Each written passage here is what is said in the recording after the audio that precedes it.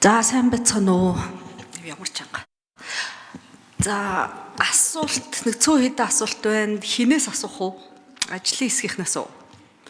Заалныхаа камерыг өгөөд нэг хин байгааг харуулчих юм уу зөвхөн. За ажлын хэсгийнхэн хурж ирсэн байна. Хуулийн төслийн танилцуулга болон үзэл баримтлаас харахад орхигдсон буюу хийдлийг арилгах зорилгоор энийг найруулсан, шинжилсэн найруулга танилцуулсан байна. Тэгэхээр одоо энэ шин төслөөр өмнө хуульд байгаагүй ямар орхигдсон, ямар хийдэлтэй харилцааг яаж нөхөж, юуг нь орилгож орж ирсэн бэ гэдэг асуулт байна. Одоо жишээлбэл энэ танилцуулга үзэл баримтлаас нь харахаар гэр бүлийн гишүүдийн эрх чөлөөг хязгаарласан зохицуулт болсон. Иймд хүчирхийллийн шинжтэй бол заавал нотлох баримт шаардахгүйгээр хүсэлтийг авч эвлэрүүлэн зуучлалаар орохыг шаардахгүй болгоно гэсэн юм танилцуулга явж байгаа. Гэсэн атлаа энэ яг яаж хэрэгжүүлэх юм? Арга зам нь юу юм? Процедурын заагаагүй. Дээрээс нь тухайлсан заалт огт ороогүй юм шиг харагдаад байна л да. За бас энэ шин төслийн 14.1-1 дээр гэрлэгчд эвлэрэх боломжгүй буюу гэрлэгчдийн хин нэгний байнгын хүчирхийллийн дарамтаас болж гэр бүлийн гишүүдийн амь нас эрүүл мэнд ноцтой аюул хор аршиг учирч болзошгүй эсвэл учирсан тогтоогдсон. За энэ дээр байнгын шинж гэдэг үг нь дахин ороод ирсэн. Өмнөх хууль дээр ч гэсэн байнгын гэж байсан. За байнгын гэдэг шалгуур үзүүлэлт нь яг юу юм бэ гэд харахаар зэрэг улсын дээд шүүхийнхаа тайлбарын дагуу явт юм байна. За тэр нь 3 ба түүнээс дээш удаа үйлдэгдсэн тохиолдолд гэмт хэрэгт тооцох хандлагатай гэдэг.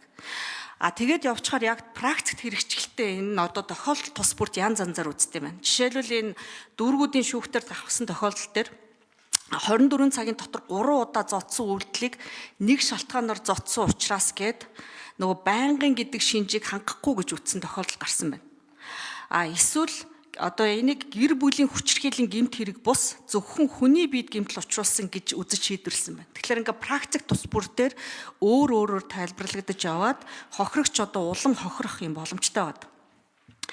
За энэ практикаас үзрэхэд ингээд ер нь үзэхэд хүчирхийллийн хохирогч нь энэхүү байнгын гэсэн шалгуурыг хангахын тулд 3 буюу түүнээс дээш хүрэх тоогоо хүлээх, тисэх.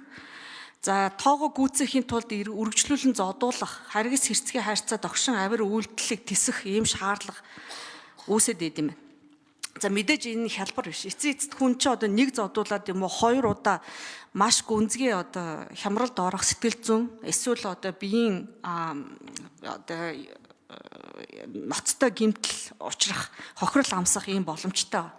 Тэгэхээр энэ хууль хэрэгжүүлэгч байгууллага яг энэ байнгын үйлдэх гэдэг шинжийг энэ хууль дээр хуульчлан зайлшгүй юм тодорхойлох шаардлагатай санагдаж байна. Энэ 2 дугаар. За дараагийн асуудал нь энэ одоогийн гэр бүлийн хүчирхийлэл үйлдсэн этгээдийг эхний удаа 7-оос 30 хоног баривчлах шийтгэл гэж оногдуулд юм байна. За энэ баривчлах шийтгэл нь ихэвчлэн хүчирхийлэл үйлдэгчдийг эсрэгээр одоо ус ханзан санах, баримтлагдаад гарч ирээд одоо улам илүү хүчирхийлэлд өртөх тэр айцыг тэр гэр бүлийн гишүүдэд төрүүлдэг. Ингэснээрээ нөгөө шүүх хуулийн байгууллагаас шийтгэхээс илүүгээр ингээд урьдчилан сэргийлэх юм уу эсвэл хүмүүжүүлэх арга хэмжээ, нөлөөлөх, боловсрол олгох юм уу тийм урьдчилан сэргийлэх юу ямар арга хэмжээг бодож боловсруулж орж иж байгаа. Босон явдлын дараа биш өмнө гэсэн утгаараа ямар асуудлуудыг энэ дээр шинжилж оруулж ирж байгаа гэдэг асуудал байна. За энэ гэр бүлийн бас хүчирхийлэлтэй холбоотой за дараагийнх. За энэ хариулга. Ажлын хэсэг хууль зүйн дотоод хэргийн яамны тэрийн нэр мишгэн дараа. Мегмар хариулга.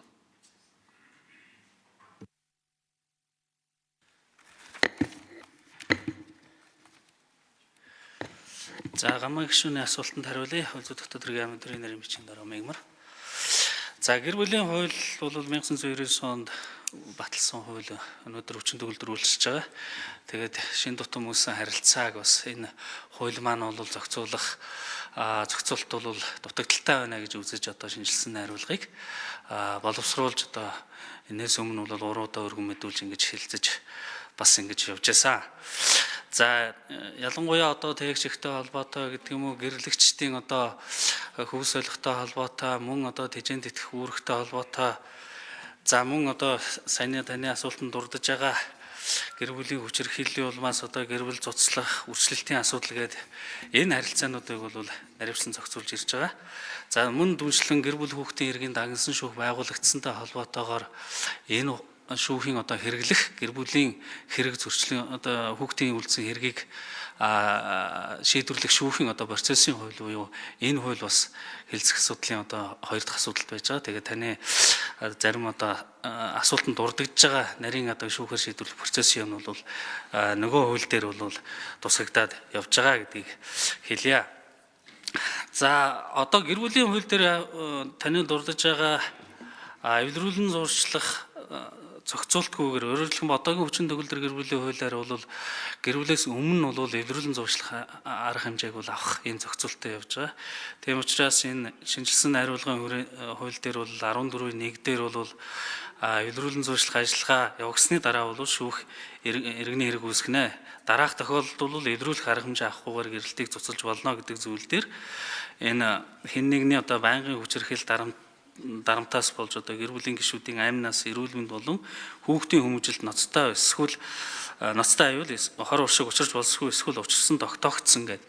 Энэ тохиолдолд бол одоо шүүх бол эвдрүүлэх арга хэмжээ авахгүйгээр гэр бүл цуцлах асуудлыг шүүхтэр оруулж ирнэ гэдэг энэ зохицуулт бол орж ирж байгаамаа.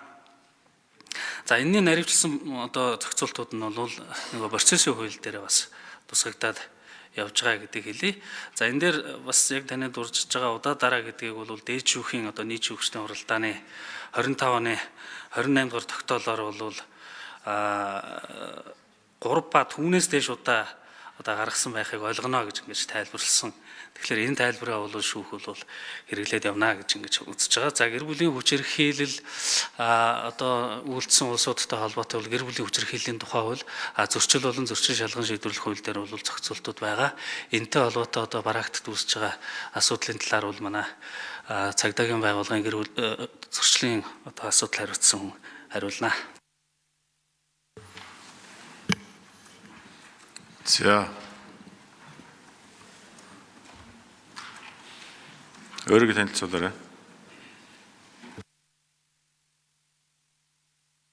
Тагийнхээ газар хуулийн хэлтсийн дараах орондоо авцаар гэлтгэж байна. За цагдаагийн байгууллагаас хүүхэд гэр бүлийн хүчирхийллийн шинжтэй дуудлага мэдээллийг хүлээн авах хуулийн харьяал нь өөрөө цагдаагийн байгууллагад байгаа. Энэ хүрээнд одоо хүүхэд гэр бүлийн байгууллагатайгаа хамтраад тухайн гэмт хэргийн шинжтэй, зөрчлийн шинжтэй гомдол мэдээллийг дуудлага мэдээллийн хэмжээнд хүлээн авч шалгах, шийдвэрлэх бүхий л үйл ажиллагаа хуулийн өрөөнд явуулж байгаа. Тухайлбал би зарим нэг тоо мэдээг бол товчхон дурдчихъя гэж үзэж байна.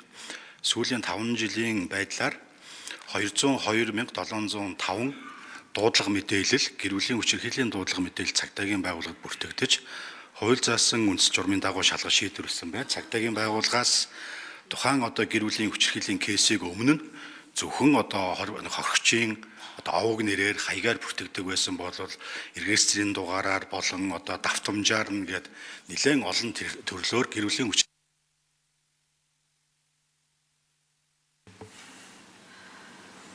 За, гамагшин тодруулах. За, хариулт дуусна. 4 номерын микрофон цааш нь сонгоё. Энэ чиглэлийн мэдээллийн системийг бол цагдаагийн байгууллага сүүлийн жилүүдэд бол нэлээд өргөн хүрээнд бүрдүүлж өгсөн байж байгаа. Мөн түрүүн асуултанд дурдсан байн гэдэг давтамжийн талаар улсын дээд шүүхийн мэдээллийг бол дахиад нэг тайлбарлаад тэмдэг мэдээлэл болгож хэлье. Улсын дээд шүүхээс бол энэ байн гэсэн давтамжийг бол зөрчилд хариуцлага тооцох хууль хугацааны энэ хооронд 3 ба түүнээс дээш удаа тухайн гэр бүлийн хүчирхийллийн зөрчлийг үйлцэн тохиолдолд байнга үйлдэх буюу заавал тухайн гэр бүлийн хүчирхийллийн зөрчлийг нэг удаагийн үйлдэлийг биш, зөрчлийн тухай хуулийн 5-4-ийн 4-т заасан 4 хүчирхийллийн шинж байгаа. Энэ 4 хүчирхийллийн шинж дөрвөлнгийн байж болно, аль нэг хүчирхийллийн шинжийг байж болно. Нийтдээ 3 ба түүнээс дээш удаа зөрчил шалгах хугацааны хууль хугацааны дотор үйлдсэн байвал үүнийг бол байнга гэсэн үүлийн шинжид хамааруулж гэмт хэргийн шинжид оруулж байгаа. 11-ийн 7 руу оруулж байгаа. Тохиолдлын шинжтэй буюу нэг удаагийн үйлдэлээр бол зөрчлийн тухай хуулиар хариуцлага хүлээлгэж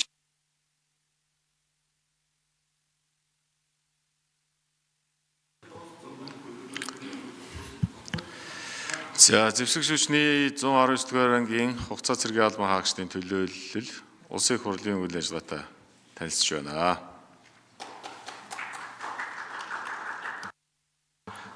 За тодруулах уу? Гамаа гишүүн тодруулъя. За сая асуусан асуултнаас дотоогоо за нэгдүгээр төр байнгын үйлдэх шинжийг ингээд хуулинд маш тодорхойлтын одоо шалгуур үзүүлэлттэй баг оруулж ирэх нь зүйтэй юм шиг надад санагдаад байна. Тэгээ улсын дээд шүүхийн гарсан тодорхойлолтоор сая бид рүү хэлсэн практик төр хэрэглэхдээ янз янзаар хэрэглээд за тэгээд нөгөө хохирогч одоо улам хохирох энэ нөхцөл бүрдэж байгаа олон ч тохиолдлууд гарсан байгаа шүү дээ.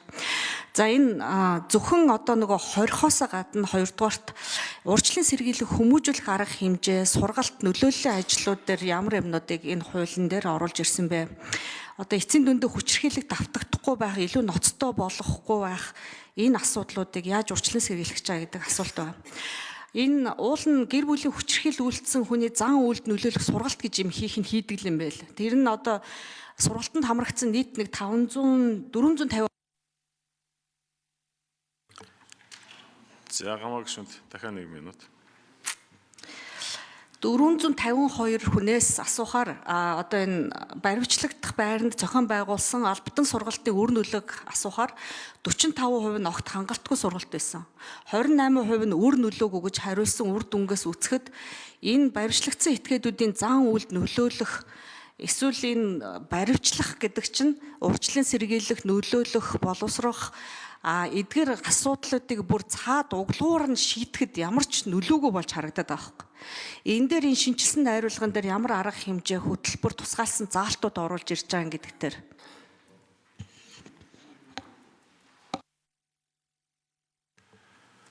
За хариулъя. 4 номерын микрофон. Цагдаагийн ерөнхий газар Хурандаа Бацар гэлтгэж байна. Өнөөдрийн өргөн барьж байгаа хууль тогтоомж нь арай харилцааны хувьд бол арай өөр. Гишүүний асууж байгаа түрүүн мэдээлэл дурдж байгаа бол асуултууд бол их чухал асуудал байгаа. Үүнийг улсын их хурлаас 2016 оны 12 сарын 22-ны өдөр гэр бүлийн хүчирхийлэлтэд тэмцэх тухай хуулийг гээд бүрэн цогц хуулийг тухайн хуулийн дээр их хурлаас ихсүүлээд төрийн бус байгууллагаас ихсүүлээд төрийн байгууллагаас ихсүүлээд гэр бүлийн хүчирхийллийн чиглэлээр төрийн болон төрийн бус байгууллага хэрхэн ямар үүрэгтэйгээр хамтран ажиллаж гэр бүлийн хүчирхийлэлээс урьдчилан сэргийлэх юм бэ? Яагаад таслан зогсоох юм бэ? Хэрхэн шийдвэрлэх юм бэ гэдгийг байгууллага болгоны үүргийг, иргэний үүргийг хүртэл, хорооны засаг даргын үүргийг хүртэл тусгайдлан зааж өгсөн гол концепц бүхий хууль байгаа. Тэр хуулиар бол саяны яригдж байгаа харилцаануудыг бол бүгдийг зохицуулж өгсөн байгаа. Өнөөдрийн барьж байгаа энэ өргөн хууль маань эдгээр хууль тогтоомжуудыг илүү боловсронгуй болгох, мөн өмнө орхигдсон зарим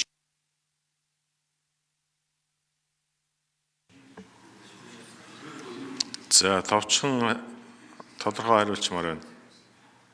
Яг сургалттай холбоотой асуудлуудаа бас дутуу ярьжтэй дараа нь нэмж тайлбарлаа. Аюушийн ариун зай гишүүн асуултаас